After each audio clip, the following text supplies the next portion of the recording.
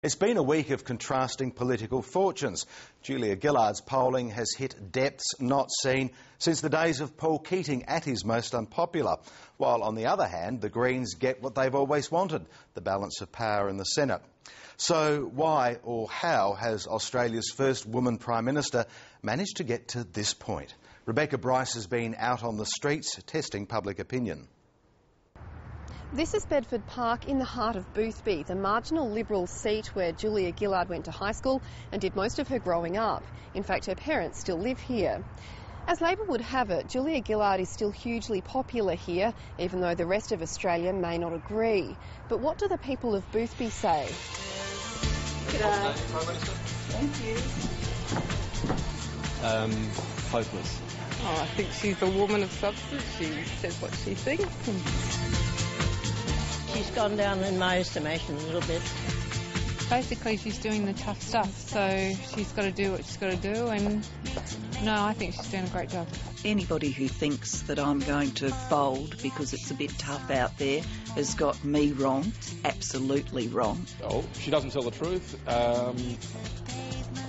That's the start. Really, from there on, everything else just doesn't count. Going to an election saying that she wouldn't introduce a carbon tax, I think would call into question her credibility. I didn't mean to mislead anybody.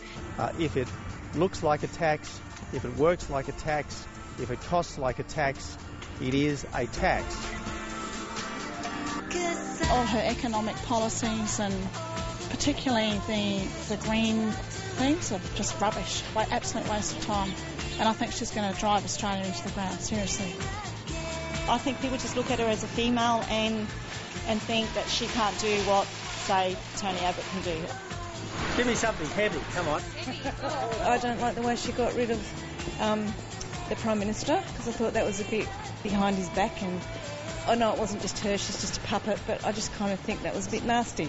Well, the opinion polls go in cycles. There'll always be ups and downs with the opinion polls, but I suspect that on balance, a lot of people do have a fair bit of trust in what she's doing.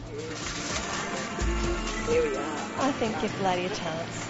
You know, you've only been a short time in and there's a lot to be done, so besides get the bad stuff out of the way first and hopefully in the future, you know, we'll do more positive things. I think she tells fibs. Pretty average actually. The new tax and that, not pretty happy about it. So what Tony Abbott likes to refer to as a carbon tax. She's been calling it a carbon tax for months now. She led the vote as Australian. She wasn't put there, I don't think, honestly, by the Australian public.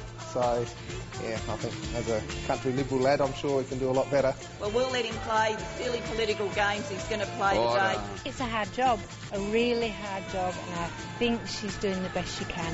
Well, I suppose she's governed by party policy up to a point, and in the cabinet she doesn't make all the definite decisions herself. She's got no idea. We were much better off with Kevin Rudd.